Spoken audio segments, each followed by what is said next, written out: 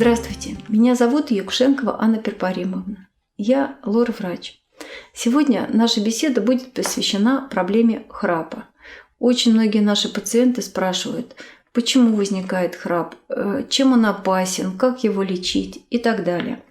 Поэтому сегодня мы попытаемся рассказать, что это такое, как с этим жить, нужно ли его корректировать, и ответим на много вопросов конкретных наших пациентов в конце видео. Так что же такое храп? Храп – это процесс, сопровождающий дыхание во сне и выражающийся в возникновении вибрирующих звуков различной интенсивности, от нежных до достаточно громких, от которых может проснуться сам пациент. Наиболее часто задаваемый вопрос – кто лечит храп? К какому специалисту нужно обратиться пациенту для того, чтобы решить эту проблему? Конечно, в первую очередь это лор-врач. Кроме того, проблемой храпа занимаются также врачи-сомнологи, которые изучают сон. Каковы же причины возникновения храпа у человека? На самом деле существует множество причин, приводящих к храпу. И истинную причину может определить только врач. У взрослых часто это бывает увеличение маленького язычка, который с возрастом растет, а мышцы глотки ослабевают.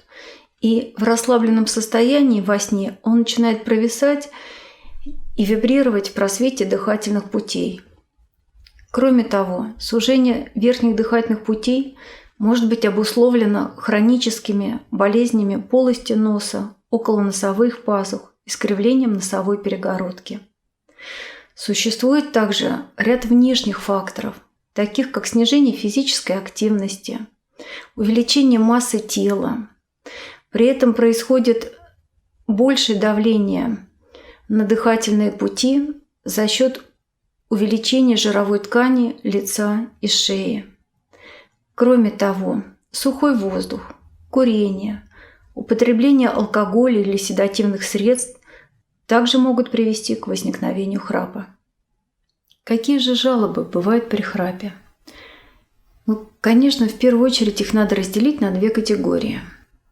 Первая категория – это жалобы, поступающие от самого пациента. Жалобы на то, что он не высыпается, несколько раз просыпается за ночь, испытывает сухость во рту. Кроме того, он испытывает боязнь заснуть в общественном месте. Самолеты, поезда, какие-то скучные общественные собрания – что, безусловно, приводит к психологическому дискомфорту. Вторая категория жалоб поступает от окружения пациента. Люди жалуются на то, что они не высыпаются, просыпаются ночью, у них повышается утомляемость, раздражительность, появляется неврозность, что, безусловно, сказывается на взаимоотношениях. Какие существуют методы лечения храпа? Конечно, все методы лечения делятся на консервативные и хирургические. К консервативным методам лечения относятся снижение массы тела, повышение физической нагрузки. Существует также специальная гимнастика против храпа для мышц языка и нижней челюсти. Эти упражнения мы вам сейчас продемонстрируем. Первое – это максимальное высовывание языка вперед и вниз с его фиксацией на 1-2 секунды. Упражнение выполняется 30 раз.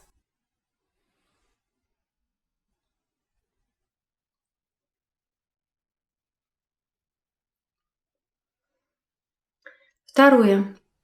Выдвижение нижней челюсти с усилием. Для того, чтобы увеличить нагрузку на нижнюю челюсть, необходимо согнутыми пальцами руки давить на нее и совершать движение вперед.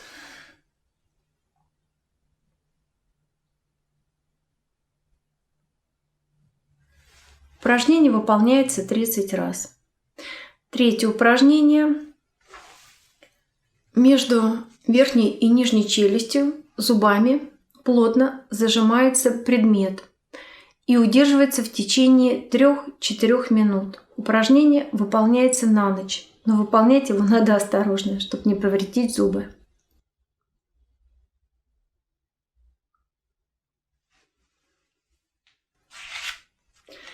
Кроме того, существуют специальные приспособления.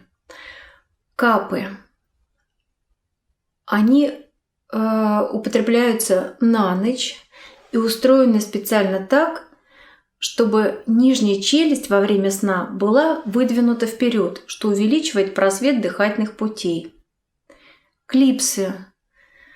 Они вставляются в полость носа для улучшения носового дыхания. Проветривание, увлажнение помещения, полоскание на ночь натуральным оливковым маслом глотки, особенно при табакокурении, улучшает дыхание и снижает вероятность развития феномена храпа. Конечно, в идеале также исключить и вообще употребление табака и алкоголя. Перейдем к хирургическим методам лечения храпа. В настоящий момент их существует большое множество. Начиная от небольших амбулаторно проводимых операций под местной анестезией в виде частичной резекции маленького язычка до объемных, проводимых только под общей анестезией в стационаре, оперативных вмешательств в виде уволя палаты фарингопластики, эндоскопических операций на околоносовых пазухах, носовых раковинах, септопластики и так далее. Таким образом, храп – это не только эстетическая проблема. Он является симптомом заболевания и требует лечения. Теперь перейдем к вопросам наших зрителей. Первое. Почему люди храпят? Воздух, проходя через суженный просвет дыхательных путей, вызывает вибрацию мягких тканей. Отсюда возникает феномен храпа. Второе. Чем опасен храп? Во время храпа может возникнуть остановка дыхания во сне.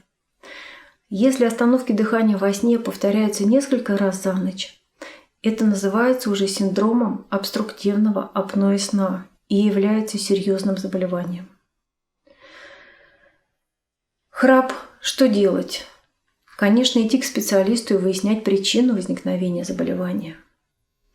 Храп у ребенка. Это настолько актуальная тема, что по ней мы будем снимать отдельное видео. Отличие храпа у мужчин и женщин. Конечно, различная плотность и масса ткани приводит к различной тональности звука, но причины возникновения храпа могут быть сходными. Храп – это норма? Нет, конечно, мы сегодня с вами убедились, что пациент с храпом требует лечения и консультации специалиста.